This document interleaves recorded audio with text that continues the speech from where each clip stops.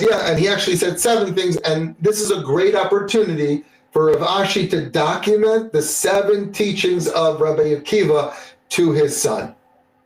Is this a law? Nothing here is a law. It's sort of like advice for life.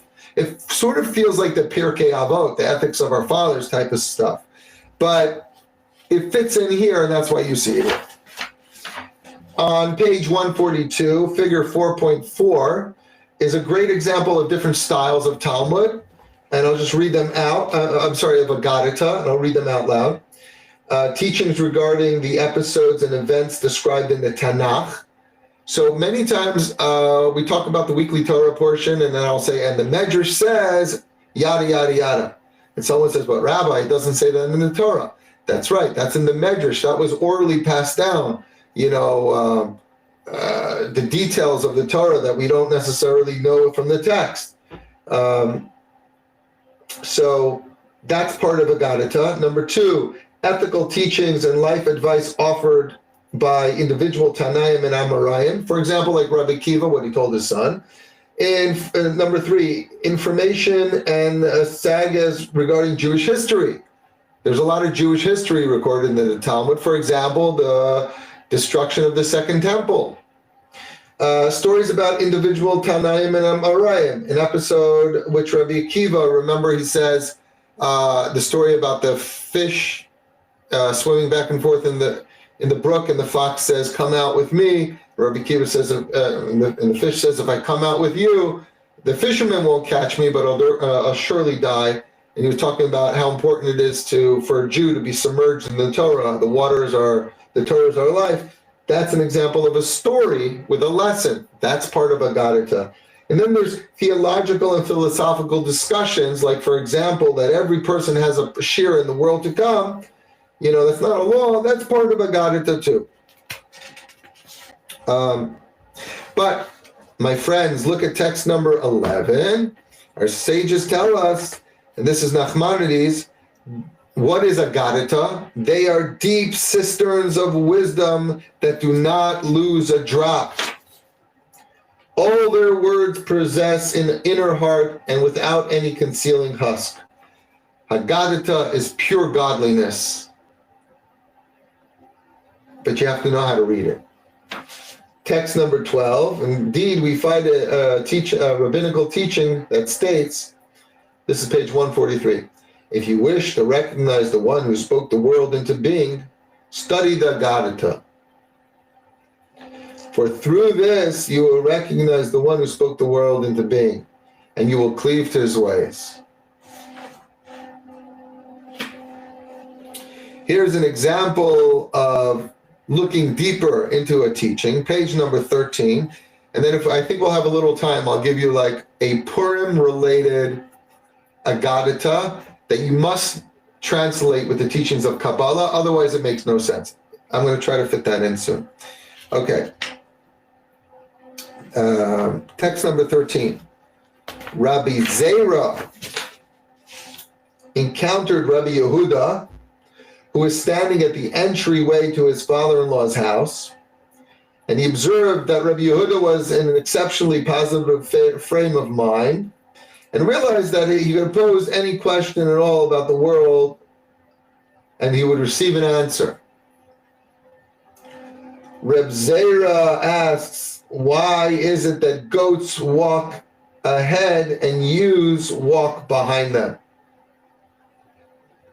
And Rabbi Yehuda responded, that corresponds to the pattern of the world's creation. First darkness, then light. What's this mean? First of all, I don't live on a farm. Maybe someone here lives on a farm, but apparently, especially in those farms, the male goats would walk ahead. What's a ewe is a female goat, right? I believe so. They would walk behind. Why is that? So it says the secrets are coming out. Rabbi Yehuda is in a good mood. It corresponds to the pattern of the world's creation. First darkness, then light. What's this supposed to mean? So when I was really young and I'd studied the Talmud, I'm like, why are we reading this? Like, what is that? Oh, By the way, let's talk about the creation of the world for a second. Text number 14. In the beginning, when God created heavens and the earth was unformed and void. The darkness was over the deep, and the Spirit of God hovered over the waters. And then God said, "Let there be light." So the answer, my friends, is blowing in the wind. The answer is that there was a very deep Kabbalistic conversation being had right here. Apparently, the male goats are more commonly of a darker complexion than the female goats, at least according to this Talmud. This is a rule about life. First comes darkness, then comes light. In the creation of the world, it's that way. In the patterns of nature as well, you'll see a pattern of first darkness and then light. In fact, in Judaism, we always see, when does Shabbat start? Not at sunrise, but at sunset. When does Passover begin? The darkness brings the Passover. Later, the light will always follow. And this is also a rule in life. Sometimes a person can find himself in a difficult situation, and it could feel like, how did I get into this darkness? How did I get there?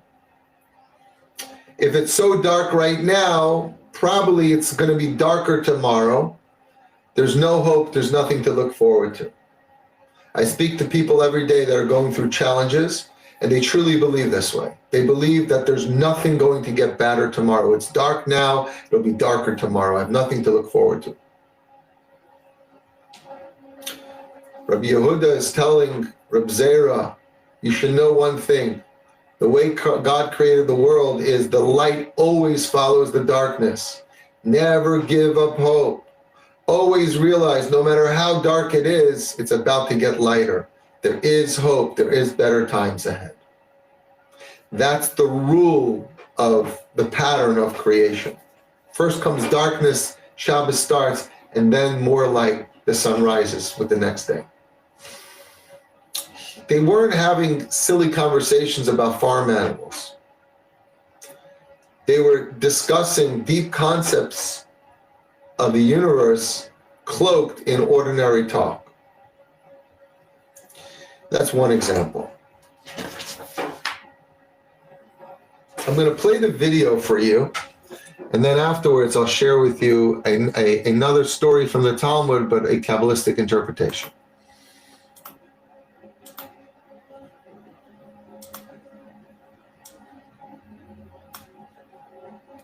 Lesson 4. To create the Talmud. 1.